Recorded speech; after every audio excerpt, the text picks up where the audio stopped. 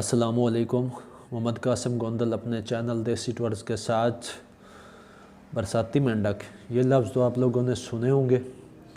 یہ ٹرم کے طور پر بھی استعمال کیے جاتے ہیں ان لوگوں کے لیے جو وقتی مفاد کی خاطر چند دنوں کے لیے تو منظر عام پر ہوتے ہیں، پر جیسے ان کا کام ہو جاتا ہے، جیسے ان کا مطلب نکل جاتا ہے تو وہ پھر کر کے منظر عام سے غائب ہو جاتے ہیں۔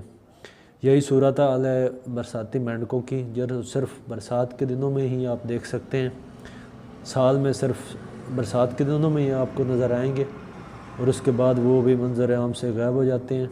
تو آپ کو برساتی ڈڈو دکھاتے ہیں۔ آپ سے گزارش ہے کہ آپ چینل کو سپورٹ ضرور کریے۔ بہت شکریہ۔